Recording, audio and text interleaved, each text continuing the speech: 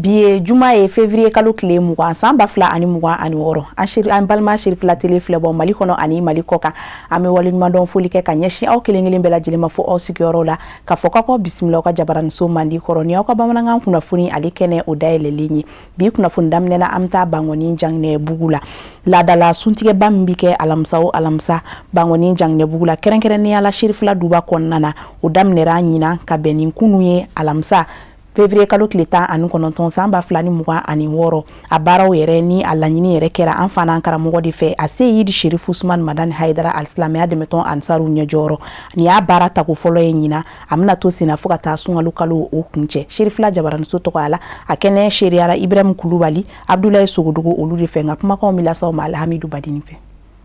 ko dugubila o ka fisa laadawuli ye Alsilamɛya dɛmɛtɔn Ansaru ɲɛjɔyɔrɔ an fana karamɔgɔ a Seyid Chérif Ousmane Madani Haidara laada do a bɛ ni kɛnɛ sigi sen kan san o san sunkalo kalo mana jɔ ka suntigɛ labɛn ɲɔgɔn dɛmɛ hukumu kɔnɔna na Chérif la duba kɔnɔna na Bangɔni Janginɛ bugu la ni wale mun na bɛ boloda san o san sunkalo kalo mana jɔ alamisa o bɛ Alsilamɛ diinɛ ɲɛmaw ka fara ɲɔgɔn kan jɛkuluba groupement des leaders spirituels musulmans du Mali ɲɛma a ka hinɛ makari ni a ka jigitogo ko fɔ ni ka ɲɛsin a adamaden ɲɔgɔnw ma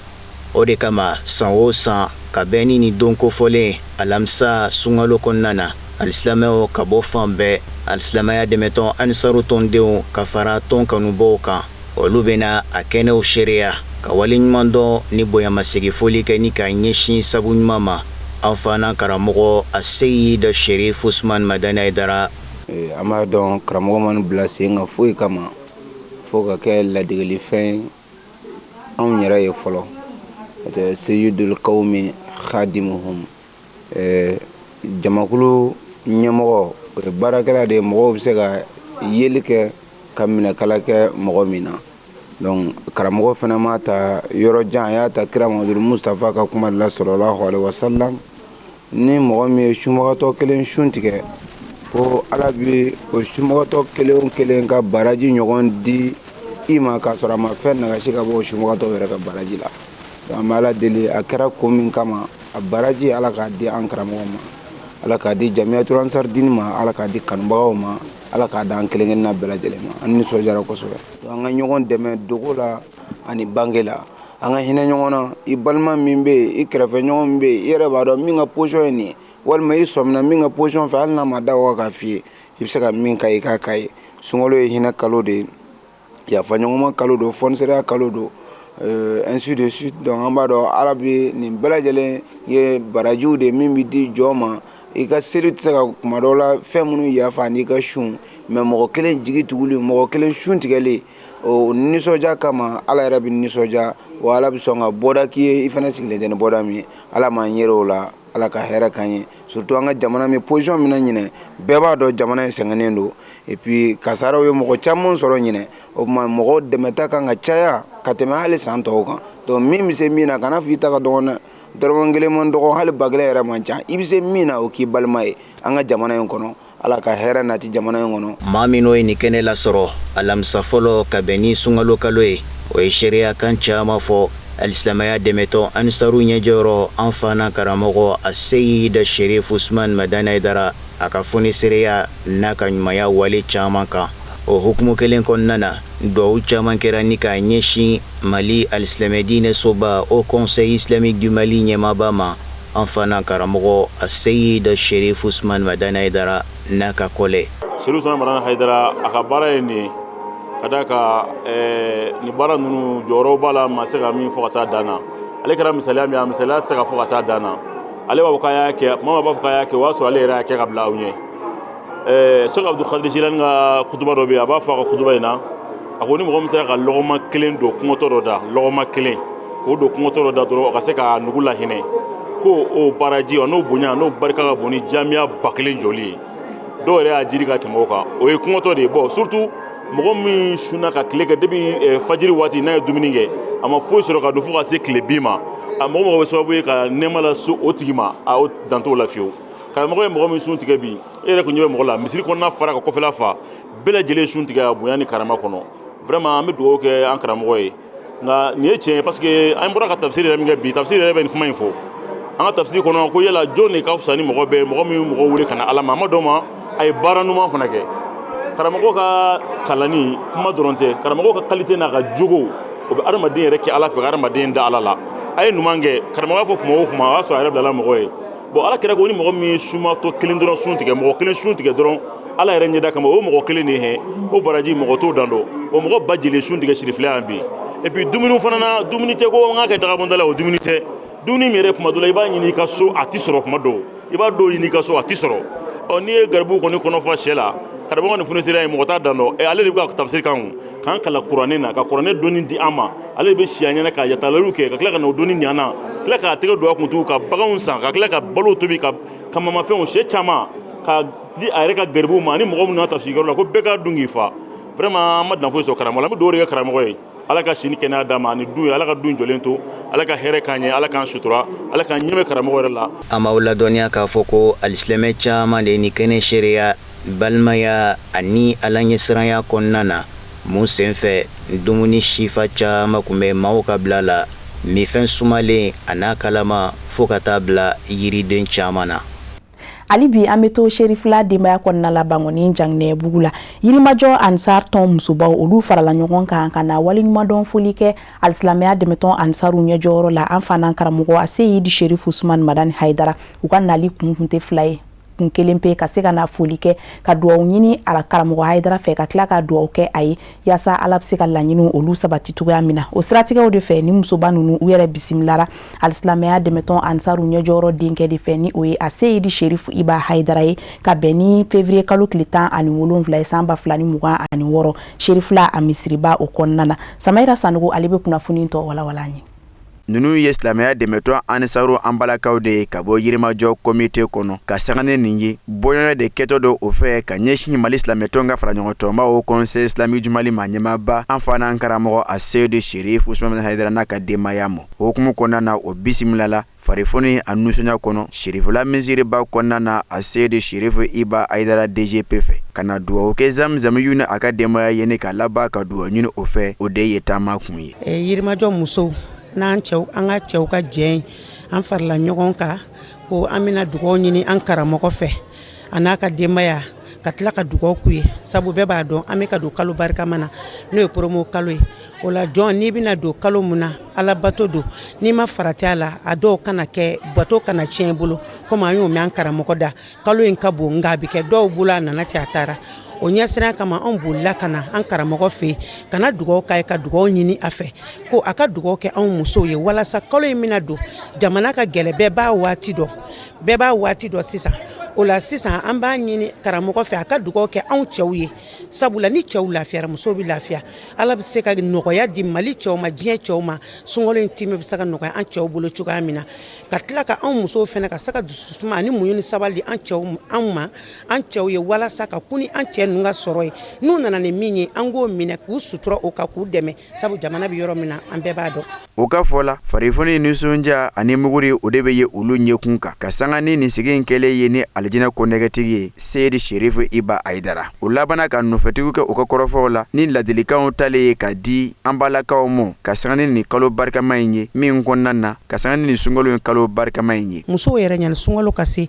an kan ka labɛn dɔw kɛ nafɛnmisɛnninw marali la ka to ka fɛnmisɛnninw labɛn ka bila ni mina ɲumanninw sanni na ka bila pour que an ka sunkalo labɛn n'olu minɛnw ye parce que dumuni dɔw ye cogo a minɛn kɔnɔ a b'a dunja o ye kelen ye ni cɛw nana ni fɛn i b'a sɔrɔ cɛ dɔw bɛ na u bɛ wari ɲini ka dɛsɛ a tɛ sɔrɔ wuladani fɛ u b'a sɔrɔ ka don o bɛ tu janya suntigɛ la n'o bolila ka na n'o sɛ walima o jɛgɛ walima fɛn min ko kɔmuso ni minɛ e ka nin ɲɛ kumu ko sukura ka ban a kɛ ni boli ni farifoni ye i k'a dilan ka di f'a yɛrɛ k'a dɔn k'i se kɛ o la dɔw la hali n'a ma bɛn ni suntigɛ a b'a faamu tiɲɛ na ne muso in y'a se kɛ mɛ a ma bɛn n'a ye a dɔw la yɛrɛ a dɔw yɛrɛ fɛn kojugu a b'i dɛmɛ tasuma fifaw la mɛ o nana e y'i ɲɛ kumu su yɛrɛ kura e mɔgɔ sɛgɛnnen don yɔrɔ i b'a décourager a dun bɛ sɔrɔ a dɔw la a y'a sɔrɔ cogo min ala de b'a dɔn a labana ka kɛ o bolo tuma ye min kɔnɔna na kɔrɔfɔw caman kɛra waleɲumandɔnw ye ka ɲɛsin bani ni a ka denbaya ma cɛsiri ni wuli ka jɔ la min bɛ kɛ o fɛ dugujɔgɔ 20 walasa ka se ka bɛn ni kɛlɛɲɔgɔnya sabati diɲɛ koro kara kɔnɔna na o labana ka ɲini musow fɛ u ka kɛ majigi kɛba ani sabali ye ni kalo barikama in kɔnɔna na min kɔnɔna na dɔ bɛ fara baara kɛtaw kan janko o bɛ se ka a kalo tɔnɔbɔ cogo min na. Kɔngɔtɔ kɛlɛ ma nɔgɔ a kɛlɛ ka teli o la toujours anw musow de ka kɛ sabaliba ye k'an dusu da cɛ ninnu kɔrɔ sabula wari ninnu bɛ sɔrɔ cogo min bi wallahi ala de b'a dɔn Mali ka gɛlɛ diɲɛ ka gɛlɛ o la an b'a ɲini musow fɛ cɛw mana na n'a ye cogo cogo an k'u sabali k'u dusu da cɛw fɛnɛ k'a lajɛ fɛnɛ anw fɛnɛ bɛ nin baara min na ayiwa an bɛ k'a kɛ ala kama mais o fɛnɛ ka to k'an nisɔndiya ka kan fɛ ka an bɛrɛ o baara kɔnɔ o fɛnɛ bɛ ko ninnu ja n'an ye ɲɔgɔn bonya ka ko to ɲɔgɔn ta la ɲɔgɔn bonya selimafini ko b'o la n'a bɛna se an musow an k'a lajɛ hali ni denmisɛnnin ko selimafini i yɛrɛ ka denmisɛnnin ka kɔrɔlen bɛ a ko i k'a jɛ k'a d'a ma o sotigi min fɛnɛ n'a se b'i ye k'a sanga di dɔ ma ka dɔ to o fɛnɛ ma fɔ dɛ nka ne ba n'a y'a sanga di dɔ ma k'i to yen i ta di ala ma i ta ɲini ala fɛ. A kɛtɔ ka kɔrɔfɔ ta a Seydi Sherif Iba Aidara DGP Mali silamɛtɔn ka fara ɲɔgɔn tɔnbaw Conseil Islamique du Mali ma ɲɛmaa denkɛ don a ye a yira k'a fɔ ESC bɛ kɔrɔ nisɔndiya la ka sanga ni sigi in kɛlen ye silamɛya dɛmɛtɔn an balakaw fɛ ka bɔ yirimajɔ. A ka sɔrɔ k'a kɛ waati ye ka ladilikan sɛnɛmaw caman ta ka di o ma ka fara duwawu kɛrɛnkɛrɛnnenw kɛlen ye o ye. Den faga tina wɛrɛ kɛ senkɔrɔ t'a kɛ n bolo kɔrɔ ni kira Mamadu y'an bila baara ɲuman min na an b'a kɛ ala k'an ka bayaw minɛ ala ka kunnafoni nasira wɛrɛw fɛ kɛnɛba dɔ sigira kɛrɛnkɛrɛnnenya la ni o ye kunnafoni di kɛnɛ ye sɛnɛkɛlaw fɛ ni an ko ma ko APK maw baara in kɛr'u fɛ ka bɛn ni kunu alamisa ye février kalo tile 19 san 2026 u ka lajɛkɛsoba kɔnɔ nin sigi yɛrɛ ni nin ye a tako filanan ye a kun tɛ dɔwɛrɛ fo ka se ka na u ka baara dɔ de ni o ye ɲɔgɔn dan ye kɛrɛnkɛrɛnnenya la foro n'a ka di ye an bɛ se k'a fɔ nakɔ olu baarali gun kan ni y'a tako filanan ye u fɛ a baaraw seriyara Sherifila Jabaramuso tɔgɔ la Kadija Tarawele a Numu Kone fɛ. Nin kunnafoni di kɛnɛ min sigila APK maw olu dagayɔrɔ la a ye kunnafoni dilaw partenaires fo ka taa se sɛnɛ baarabaw ma ni ka ɲɛfɔli kɛ nin lajɛrɛ in sigikun a n'a laɲiniw kan fɛn min ye championnat de maraîchage n'ale ye ɲɔgɔndan baara nun doni ye kɛrɛnkɛrɛnyala nakɔ sɛnɛ binakun kan walasa maa minnu bɛ nakɔ sɛnɛ na u bɛ se ka dɔ fara cɛsiri kan ni k'a ɲini ka sɛnɛ ɲɛdɔn walasa u bɛ se ka jɔyɔrɔw sɔrɔ cogo min na nakɔ sɛnɛ hukumu kɔnɔna na ni fɛɛrɛw ye ni ɲɔgɔndan yɛrɛ bɛna boloda cogo min na walawalalikɛla la sigin sinfɛ ɲinata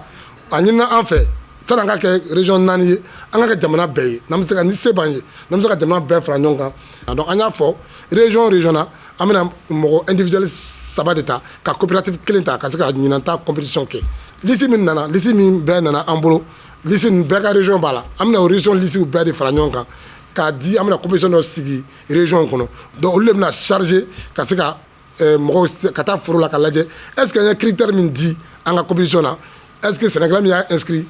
u b'o respecter wa donc n'olu y'o baaraw kɛ donc olu bɛ mɔgɔ 4 ninnu ta jama cɛra donc olu de bɛna compétition yɛrɛ kɛ. Fɛn min ye APK président ye ale kɔni y'a ka nimisi wasa jira ka sanga ni nin waleya in ye ka bɔ émergence forage maw yɔrɔ ka ɲɛsin nakɔ sɛnɛlaw ma. ko forage kɛ société dɔ ka hakilina sɔrɔ ko n b'a fɛ ka forage kelen kɛ fu k'a di nakɔ sɛnɛlaw ma a ma min fɔ ye se k'a kɛlɛyara jamana wɛrɛw nakɔ sɛnɛlaw de la parce que a bɛ baara kɛ yɔrɔ caman a y'a ye ko jamana tɔw la organisation ni structuration min b'u bolo nakɔko la anw ka nakɔ misɛnnin ka ca mais k'a fɔ produit kelen b'an bolo yɛrɛ ko mɔgɔ kelen bɛ se k'o hectare 20 kɛ ou hectare 10 kɛ o tɛ yen bon n'an dun ko an ka jamana balo an ka kɛ compétitif ye fo o fɛnw sugu de ka kɛ donc a nana ni nin hakili da ye ko ka ɲɔgɔn dan kɛ nakɔ sɛnɛnaw ni ɲɔgɔn cɛ ani ka système d'irrigation wɛrɛw développer donc vraiment an bɛ foli kɛ émergence forage mɔgɔw ye monsieur Munkoro n'a ka mɔgɔw ni hakilina in sɔrɔli la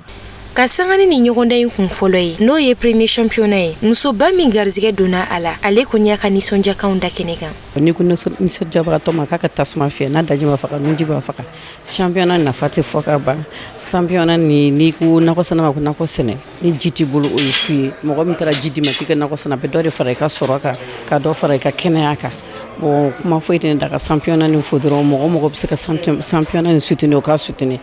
bon championnat nin kɛra sababu ɲuman ye ne ma parce que ne tun bɛ nakɔ baara la a bɛ san 10 bɔ depuis championnat nin daminɛna o ni Ortem ka tɛgɛ di ɲɔgɔn na baara kɛ ɲɔgɔn na Ortem bɛ taa n ka yɔrɔ la u bɛ ne film u bɛ ne bɔ a ye dɔ fara ne dɔnbagaw kan a ye dɔ fara ne yɛrɛ ka courage kan ka baara kɛ ka minɛ ni seere tila ka dɔ fara ne ka production kan ani feere yɔrɔ fana kan. a k'a dɔn k'a fɔ ko ni kunnafonidi kɛnɛ in kɛla wagati kɛrɛnkɛrɛnnen ye ni maaw bolo ni ka ɲɛfɔli kɛ ni ɲɔgɔnda in baara bolicogow kan ani jɔnjɔn min bɛna taga di maaw ma maa minnu garisigɛ na fara ci a baaraw la maa minnu yela a kɛnɛ kan olu fɛnɛ ye kuma falen kɛ ni nin baara in ko labɛnbaw ye walasa u na faamu sɔrɔ ni ɲɔgɔnda in na cogo min na. Ali bi kunnafoni nasira wɛrɛw fɛ an bɛ bɔ Mali jamana kɔnɔna na ya kan kunda Côte d'Ivoire jamana ale kan. Côte d'Ivoire Ansar Bureau ni o ye a bureau exécutif ye olu ye u ka san sigiba fɔlɔ kɛ ni o de convention ye sigi yɛrɛ a kɛra yasa ka se ka na walawalali kɛ u ka san tɛmɛnen baaraw la ani fana u bɛ se ka jateminɛli kɛ san nata baaraw olu fana la cogoya min na. Sherifila Jabaranso tɔgɔya la baaraw seriyara an ka lasigiden kɛrɛnkɛrɛnnen fɛ Jakarija Danbele ka kumakanw bɛ lase aw ma Fatumata Kane fɛ. Silamɛya dɛmɛtɔn Ansar kɔnɔ convention sigidon min ni sigi dogolen tɛ ka da kan a bi kalo 3 baaraw kofɔ nka ni bolofa bɛ nin ka ka da kan ni y'a balalen ni u ko a ma ko convention extraordinaire silamɛya dɛmɛtɔn Ansaru Côte d'Ivoire jamana kɔnɔ min ni sigi ɲɛ fara ɲɔgɔngali kɛ n'u caman ye kana hakilinaw falen kuru damadaw kan ka ɲɔgɔn kunnafoniya san tɛmɛnen baaraba kɛlenw ka ɲɔgɔn hakili lajigi o la ani min bolo danbɛ ka jɛ k'a lajɛ ɲɔgɔn fɛ u ka baaraw bɛ lahala min na a ɲɛta koɲɛw bɛ cogo di a tɔ ye jumɛn ye ka kɛ o de kɛra nin sigi na kumabaw ye ni convention extraordinaire waati kɛrɛnkɛrɛnnen do fana Ansar ɲɛmaya so bolo ka tɔndenw su ka kɛ layidu kan talenw timɛniw kan. Ala tanu ka barikada an bɛ an ka san 2026 convention extraordinaire fɔlɔ de la. Bon, vraiment ala tanu baara yɛrɛ ɲɛ ye min ye o ye an mako bɛ jama hakɛ min na convention extra la an mako tun bɛ jama 95 jate la mais an taara fo mɔgɔ 175. Bon o ye ɲɛtaga ye o ye tɔn kanu yira ni an na tɔndenw fɛ ani tɔn ɲɛmɔgɔw fɛ donc vraiment an nisɔndiyalen bɛ n'o ye. Bon, an fait bara min fana labɛn ka o boloda convention tɛmɛnen na min ye convention annuelle kana bila ni waati in na bon an bɛ ɲɛtaga yɛrɛ la an mako tun bɛ bara min na bon caman kɛra fo ka fara o kan an bɛ bɛɛ lajɛlen fo. Ni ko nisɔndiya batɔ ma k'a ka tasuma fa n'a nuji ma fa a daji n'a fa ko yɛrɛ ci kɛ ko ɲuman o ni foli ka kan silamɛya dɛmɛtɔn Ansaru nisɔndiyara kosɛbɛ u yɛrɛ ka wɔsiji bɔlen o wale ɲumanw dɔnna kɛnɛ in kan ye wa fana baara fɛn fɛn min ni o kun bolo damɛ 2025 o bɛɛ lajɛlen daɲɛnamayara 2026 an bɛ se k'a fɔ o kilancɛ minɛna ka ban. Walhamdulilahi rabbil alamin an y'a ye ɲɛtaga camanba de sɔrɔ la. Kɛrɛnkɛrɛnnenya la an y'a misiri wari ani an ka international wari vraiment an y'a ye ɲɛtaga bɛ sen kan o la o y'an nisɔndiya o y'an fari foni o y'an nisɔndiya yɛrɛ tɔndenw kɔrɔ kɛrɛnkɛrɛnnenya la ɲɛmɔgɔw kɔrɔ sabu an y'a ye u taara baara kɛ ni international ka laɲini ye ani bureau national ka laɲini ye vraiment o nisɔndiyaba de b'an na ala ka nin baara ninnu nɔgɔya an n'o bɛɛ bolo an bɛ bɛɛ fo parce que an y'a ye jama bɔla fédération bɛɛ la u ka délégué u nana ka bɔ yɔrɔ bɛɛ la an b'u fo. Silamɛya dɛmɛtɔn Ansaru Côte d'Ivoire jamana kɔnɔ u bɛ ɲɛsen kan ka da kan wulikajɔ fanga ka bon u bolo ye kosɛbɛ baara bolodalenw daɲɛnamayali la waleɲuman dɔn kɛra ka ɲɛsin baaraba kɛlenw ma ka dugawu kɛrɛnkɛrɛn Sherifila du sanuman ye. An bɔra bilan annuel la ka na se sisan ma o min kɛra octobre kalo kɔnɔna na o furancɛ in kɔnɔ bi an nana fara ɲɔgɔn kan ka jatew minɛ. Bon mɔgɔ kun bɛ yan comme ni ala sɔnna e yɛrɛ y'a seereya cogo min na kɛnɛ kɛra wasa ye a kɛra kunkɔrɔta ye an bɛɛ jigima falen don kamasɔrɔ an bɛnna minnu kan san daminɛtɔla ma k'a lajɛ an ye waati min kɛ san kɔnɔ i b'a ye siga foyi t'a la ɲinɛ wasa a bɛ bonya salon ta ye ɲinɛ kunnawolo a bɛ bonya salon ta ye ɲinɛ ni ala sɔnna diɲɛ bɛ k'a seere ye Côte d'Ivoire a bɛ fɛ ka min kɛ ala ka diinɛ ye pour que jɔnw ka se ka balo ɲɔgɔn fɛ diɲɛ kɔnɔ bɛn ani kelenya ani bɛɛ ka bɛɛ bonya. A kɛnɛ in kan ɲɛmayaso ye wele da ka ɲɛsin silamɛya dɛmɛtɔn Ansar tɔnden kelen-kelenna bɛɛ lajɛlen ma Côte d'Ivoire jamana kɔnɔ jan ka se ka to cinkanw sarali la cogoya min na waati kɛrɛnkɛrɛnnen min ni ɲɛmayasoba kɛnbɛ k'o yamaru Fédération Ansardine International kotaw saraliko la o délai ka se ka labato tɔn yɛrɛ ka ɲɛta binakun kana lajɛren baaraw fanbaw kɛrɛnkɛrɛnna ni k'o kɛ dugawudenw ye ala welew. Ni ne fana b'an sɛnsɛn kan kunda diɲɛ fan wɛrɛ kunnafoniyaw kan min bɛna lase aw ma karamɔgɔ Musa Fɔnba fɛ.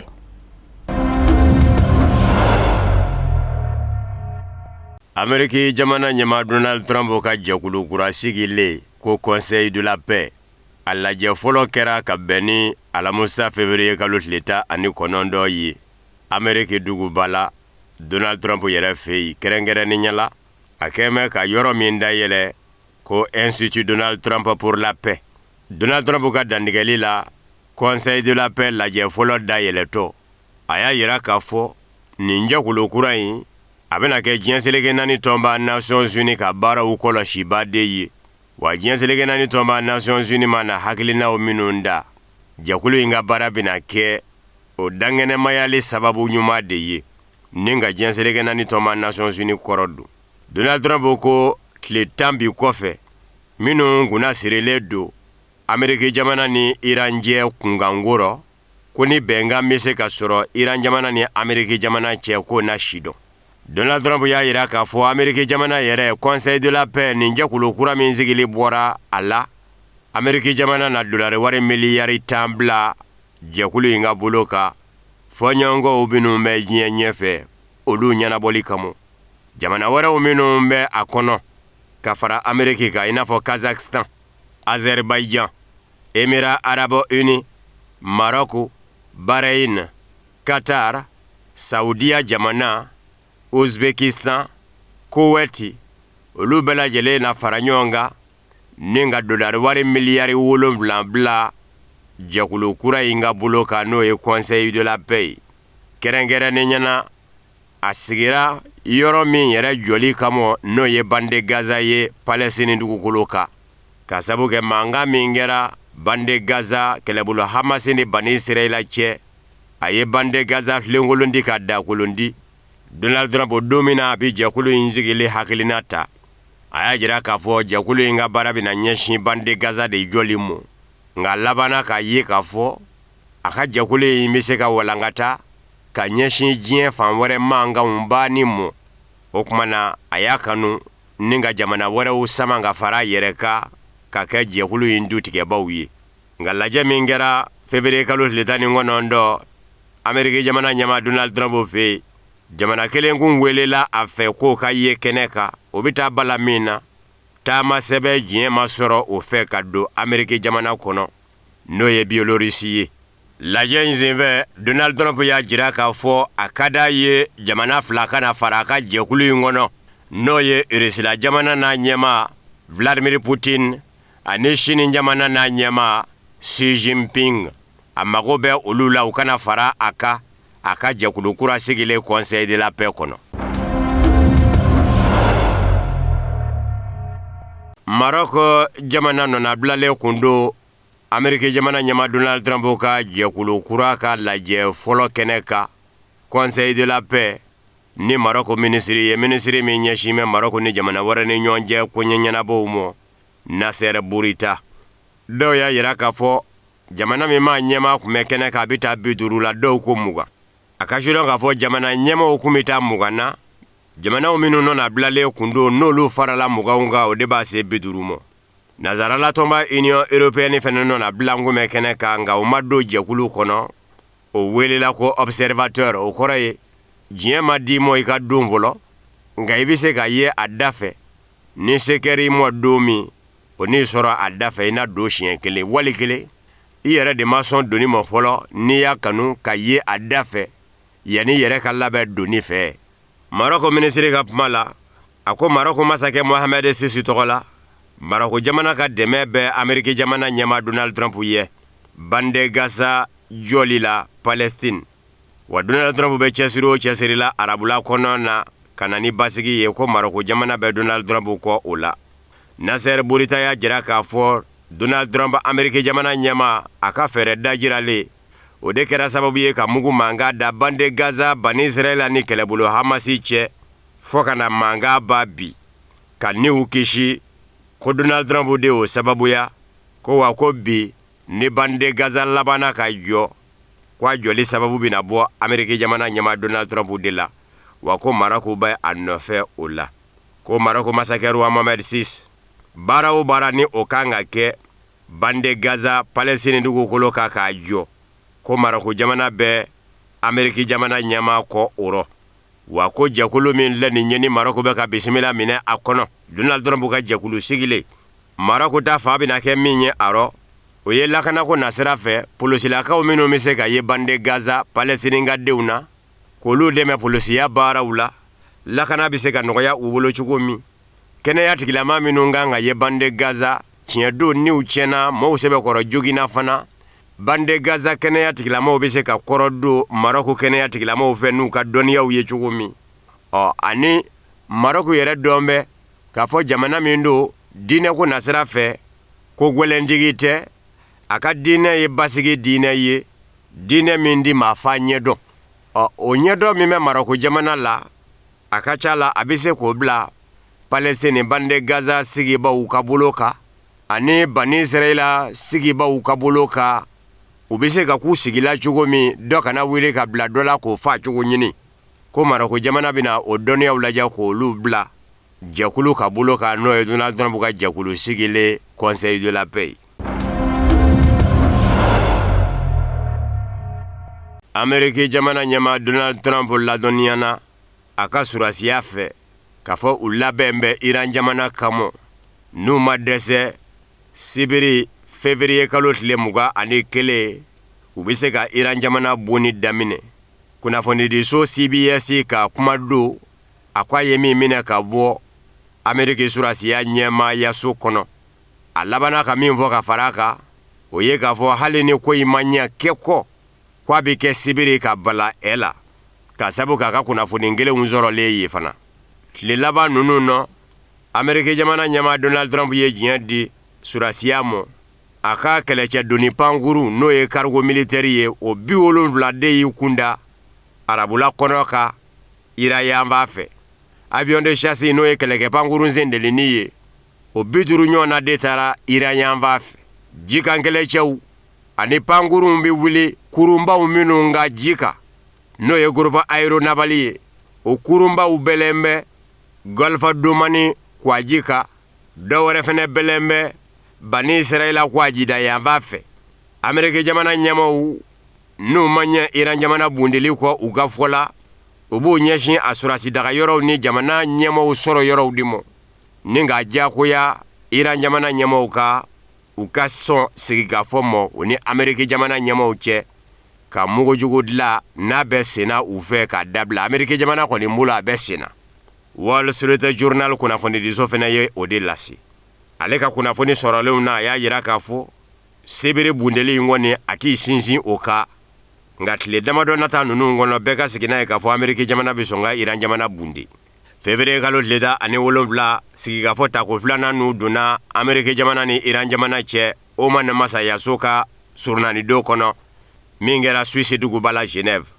Irankaw ka ministre min ɲɛsin bɛ Iran ni jamana wɛrɛ ni ɲɔgɔn cɛ koɲɛ ɲɛnabɔw ma o y'a yira k'a fɔ u sera ka bɛn dakun caman kan u ni Ameriki jamana cɛ sigirɔ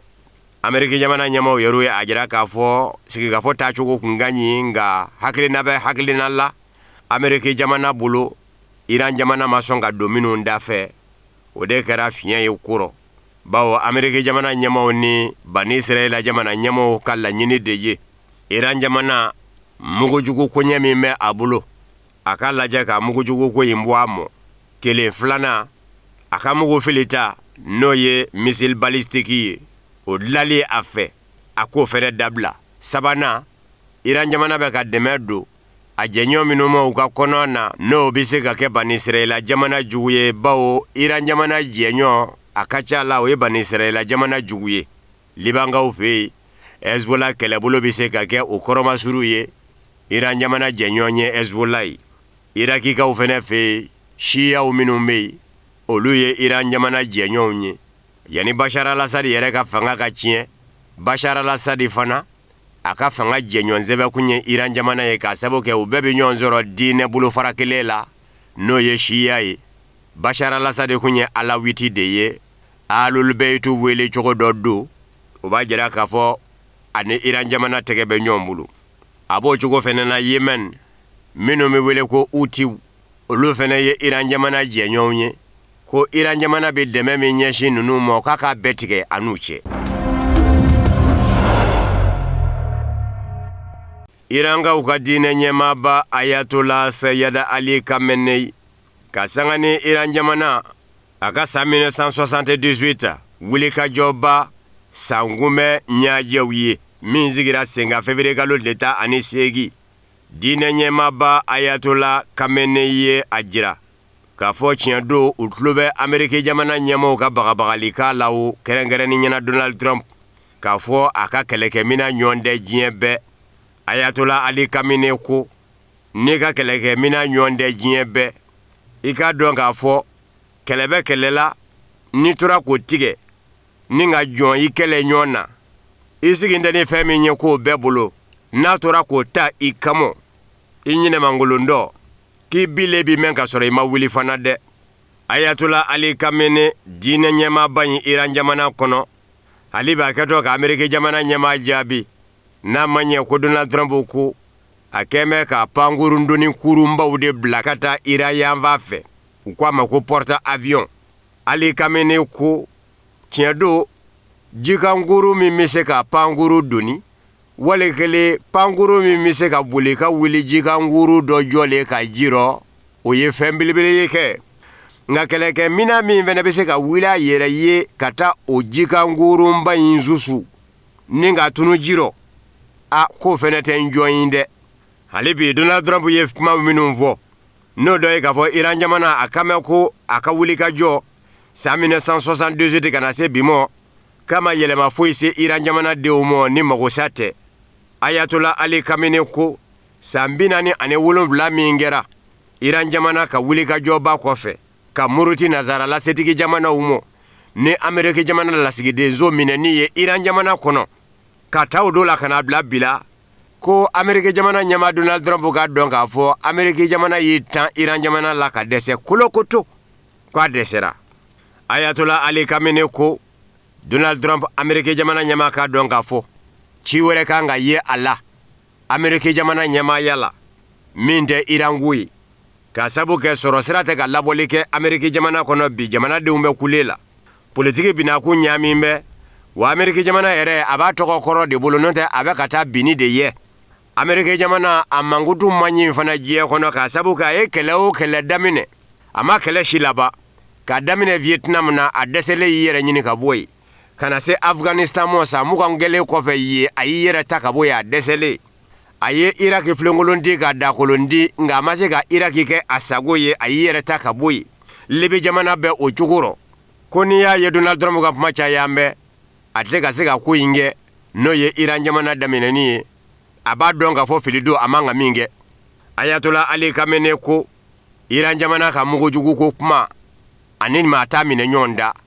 k'a sabu kɛ jamana o jamana n'i b'a fɛ i ka bonya n'i b'a fɛ ɲɛw ka malo i mɔ n'i b'a fɛ mɔgɔw ka tɔli i mɔ mugujugu mara ye diyagoya de ye i ka bawo mugujugu marabaw yɛrɛ bɛ ka welela min na o ye yɛrɛ ɲini ye ko arme de dissuasion n'i b'a fɛ k'i kɛ nka k'i ye mugujugutigi ye i k'a dɔn ne yɛrɛ ye mugujugutigi ye o tuma na n'an tora ka ɲɔgɔn sɔrɔ a tɛ nɔgɔya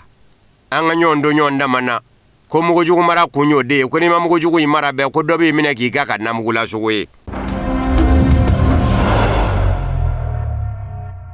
Turikikaw ka minisiri min ɲɛsin bɛ Turiki ni jamana wɛrɛ ni ɲɔgɔn cɛ ko ɲɛɲɛnabɔw ma a ka nafidan na baro dɔ senfɛ ani CNN kunnafoni diso cɛ n'o ye Turiki CNN ye a ye maaw kunna sirilen to yala Turiki jamana a laban bɛ sɔn ka don mugujugu ɲinini na wa tɛrɛ a tɛna don de a ka nafidan ka jaabi a ye maaw kunna siri ka sabu kɛ ɲininkali in jaabi tɔ a y'i kɛ maaw ka sanga jan kɛ ni ka sɔrɔ k'i munumunu kuma dafɛ sa o manguni min kɛra ka kuma jan kɛ masɔmine caman de sigara o yɔrɔ la n'o y'a sɔrɔ Turiki jamana fɛnɛ n'a ma ɲɛ ko diɲɛ bɛ ka fereke ka taa yanni dɔ k'a yuguba ka k'i labɛn n'a ma ɲɛ min kɔ a k'a yuguba ka kɛ ɲɔgɔn kan. Turikikaw ka minisiri Hakan Fidan a munumunu dɔ kuma dafɛ a kɛlen kɔfɛ ka kuma jan kɛ maaw na a ko turiki jamana ka laɲini dɛ diɲɛ sigi bɛ sigi cogo min na bɛn ni basigi kɔnɔ ka k'a sigi cogo waroba ye wa man di turiki jamana ɲɛmaw ye ka ɲɔgɔn da daminɛ mugujugu nɔfɛ a ko nka ni Iran jamana ka mugujugu ko kɔni ye sira sɔrɔ a tɛna ɲa min kɔ a n'a ko ye turiki jamana fɛnɛ na mugujugu mara laɲini Hakan Fidan ko bebe na mugujugu dilan hakilina tɛ turiki jamana la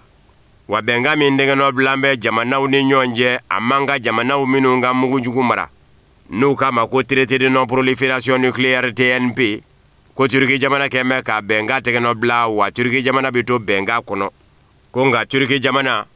programme nucléaire civil mugujugu bɛ se ka labaara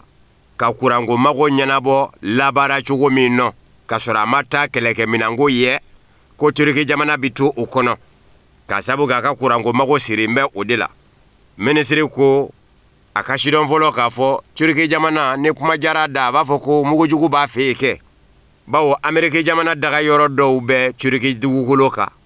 mugujugu bɛ minnu kɔnɔ Ameriki jamana bolo kɛrɛnkɛrɛnni ɲɛna Ameriki jamana daga yɔrɔ min bɛ Incirlik ka sanga ni OTAN kɛlɛbolo ka jatew ye ko nka a bɛ segin a kan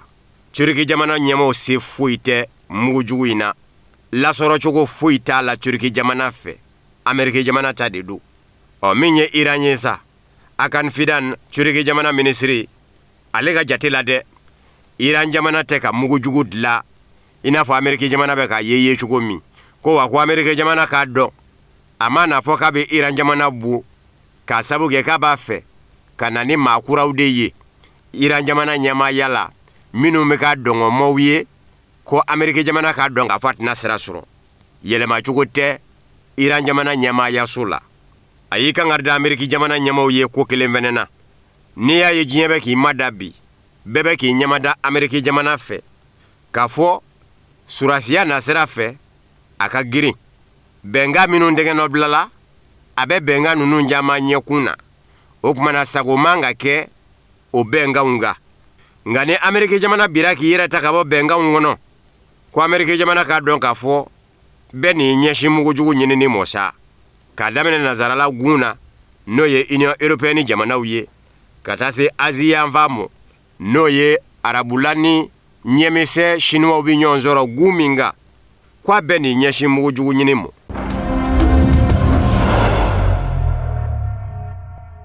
ni ne fana bɛ dansigi kɛ an ka bi bamanankan kunnafoni sɔrɔlenw na minnu sera ka labɛn kunnafonidiso ɲɛmaayaso ka yamaruya kɔnɔna na ka bɛn ni nin sanga in ye ka se ka o ta k'o da aw tulo kan an bɛ foli ni tanu kɛ ka ɲɛsin aw ma k'a fɔ sunkalo kalo tɔ ala ka timɛ ko ɲuman di an ni silamɛ bɛɛ lajɛlen ma aw k'an bɛn diɲɛ waati wɛrɛ.